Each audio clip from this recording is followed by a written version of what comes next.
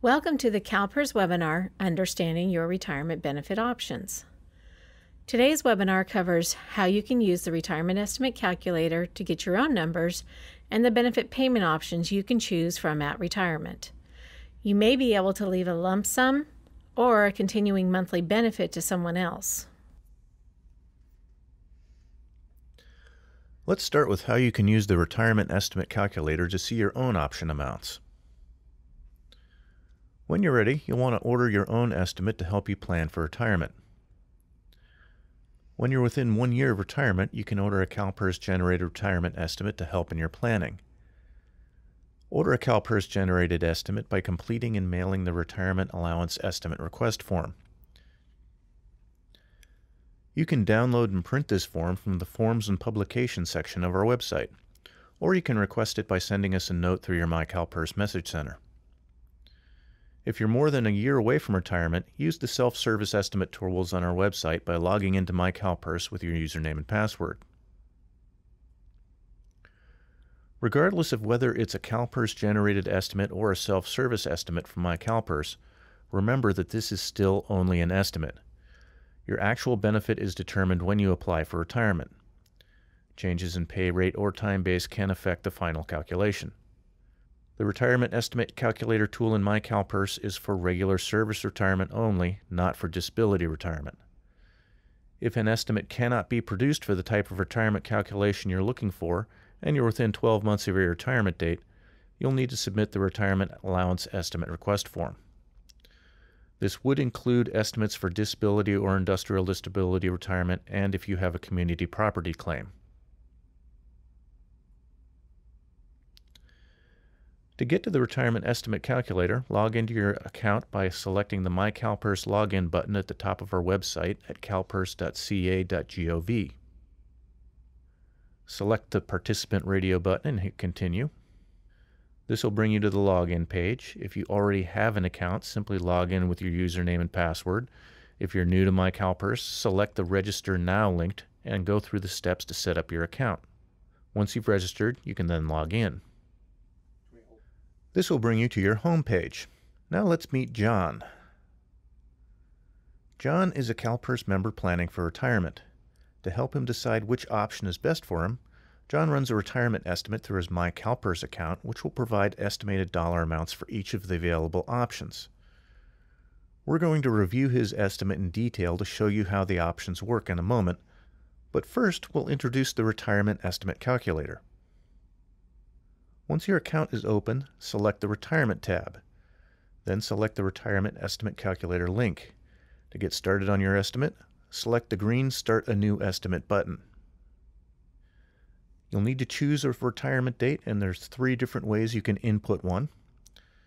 You can select the earliest estimated retirement date. If you're over the minimum requirements for retirement already, it will automatically select today's date.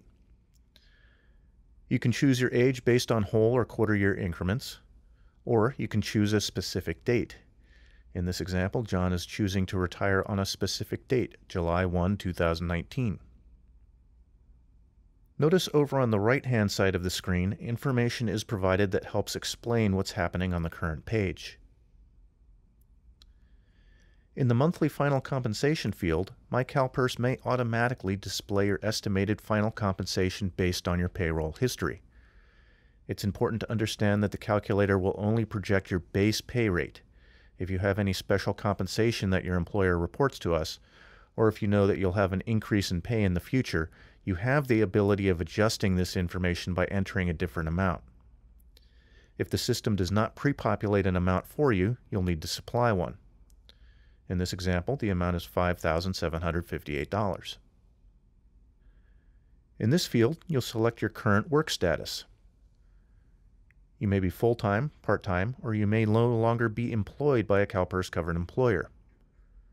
If you select part-time, then CalPERS will prompt you to provide your time-based information. John is choosing full-time employee. Here is where you'll let the system know if you expect to have any unused sick leave at retirement. Unused sick leave can be converted to service credit at retirement. The more service credit you have, the higher your pension may be. State and school members are eligible to have sick leave converted. If you work for a public agency, your employer must contract for this benefit. If your employer does, you should check with them to see what amount of unused sick leave, if any, can be used in your pension calculation.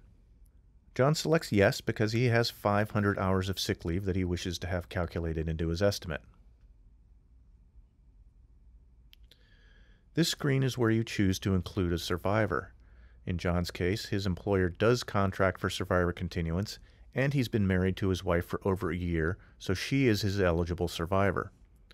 So in this section, John is choosing yes. On this section of the calculator, you'll choose whether you want to leave a monthly benefit to someone upon your death in retirement. You can select no beneficiaries, one beneficiary, or two or more beneficiaries. John is choosing one beneficiary. Next, under primary beneficiary's birthday, John enters his wife's date of birth. Remember, the younger your beneficiary for a monthly benefit, the greater the reduction you'll have to take to your pension to fund their benefit. Within that same section, you can choose to leave a beneficiary a specific percentage or choose a specific dollar amount. John's entering 25% and $1,000. To complete your estimate, select the green Calculate Estimate button. And that will bring you to the Estimate Results page. This page provides the various option types, your monthly allowance, the amount you continue to receive if your beneficiary predeceases you, as well as payments made after your death.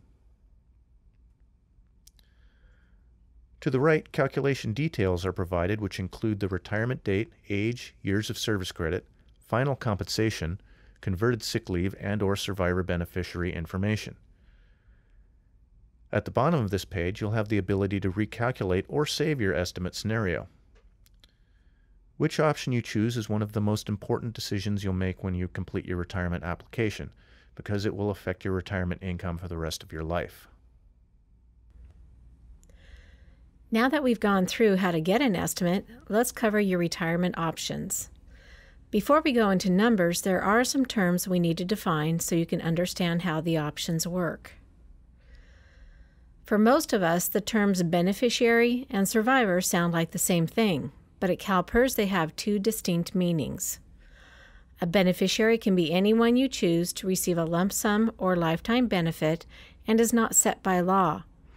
It's important to note that if you are married or in a registered domestic partnership, but do not name your spouse or partner as your beneficiary, they may still be entitled to a community property share of your retirement no matter who you name as a beneficiary. A survivor is defined by law. State law determines who, if anyone, is eligible to receive benefits as a survivor. The survivor and beneficiary can be the same person and often are, but don't have to be. Let's explain a little bit about survivor continuance, which may be included in the options you choose. Survivor continuance is a monthly benefit paid after your death and retirement to an eligible survivor. This is an employer-paid benefit that is at no cost to you. Survivor continuance is provided by law to all state and school members. If you're a public agency member, survivor continuance is only available if your employer contracts for this benefit. In order for a survivor benefit to be paid, your employer must contract for the benefit and you must have an eligible survivor. Even if your employer contracts for the benefit, if you have no eligible survivor at your death and retirement, then no survivor benefit would be paid. Eligible survivors are defined by law as first a spouse or domestic partner, as long as the marriage or partnership became effective at least 1 year prior to your retirement and is continuous until death. If there is no spouse or domestic partner, then unmarried children under the age of 18 would receive the benefit until they turn age 18. Next would be an unmarried child who became disabled prior to the age of 18 and whose continuing disability renders them incapable of holding a job. Last on the list is a parent who is economically dependent upon you for more than 50% of their support. If you don't have any of the persons listed, then the benefit is not paid to anyone. The amount your survivor would receive is based on whether or not you contributed to Social Security during your CalPERS career. If you contributed to Social Security, then your survivor will receive 25% of the unmodified allowance after your death and retirement. If you don't contribute to Social Security, your survivor will receive 50% of the unmodified allowance. We'll explain what the unmodified allowance is in a little bit. Survivor continuance is the same dollar amount regardless of which option you choose and who you name as a beneficiary. Now that we understand what survivors and beneficiaries are, we can begin our discussion of the retirement payment options. The option you choose determines what benefits your beneficiary receives after your death and retirement. You must select a payment option when you submit your retirement application. Now, payment options require a reduction in your retirement income in order to provide a benefit to someone else.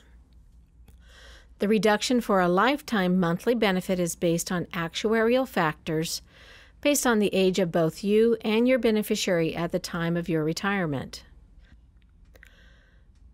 The younger your beneficiary, the greater the reduction you'll have to take to your pension to fund their benefit.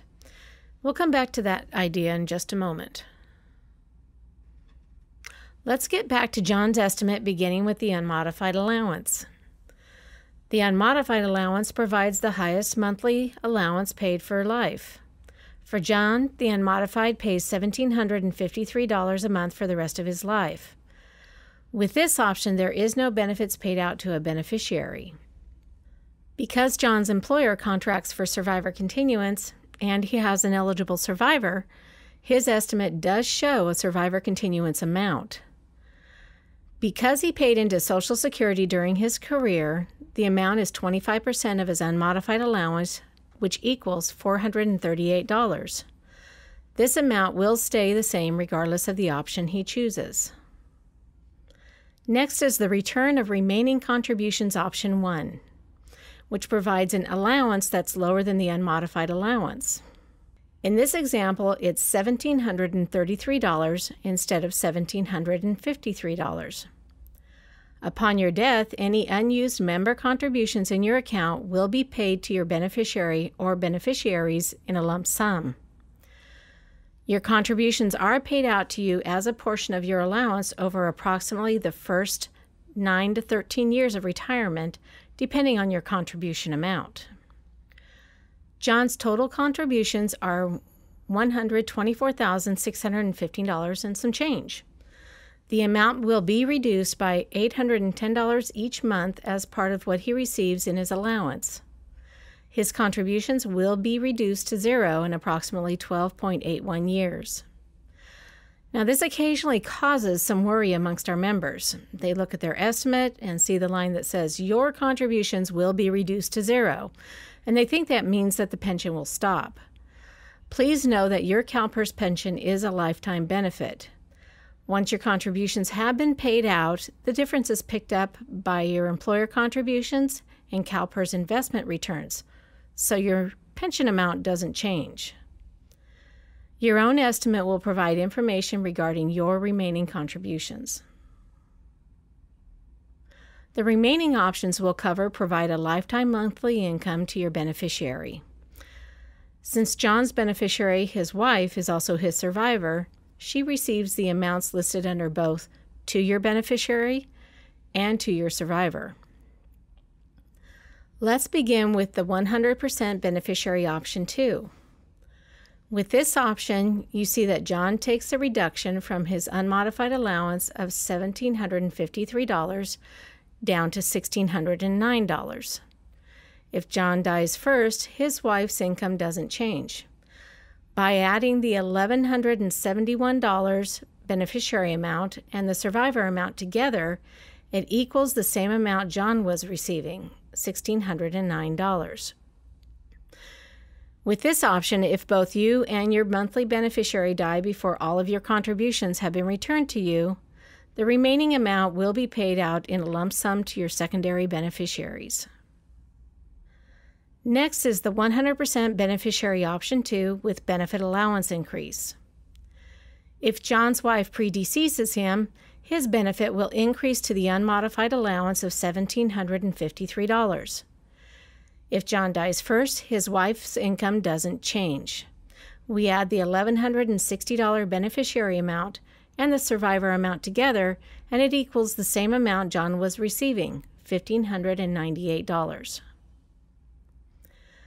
Remember earlier we said that the younger your beneficiary is, the more of a reduction that you'll take to provide a monthly benefit. The previous example was for John and his wife, who was a year younger. The 100% beneficiary option would provide a monthly allowance of $1,609, only a $144 reduction to John's unmodified pension of $1,753 to provide that lifetime benefit to his wife. But say John wasn't married, but he had a 5-year-old grandchild he wanted to leave a monthly allowance to. By naming his grandchild, John would take a reduction of over $400, reducing his pension to approximately $1,345. Remember, this is a lifetime allowance, so upon John's death, his grandchild would receive this benefit for the rest of their life.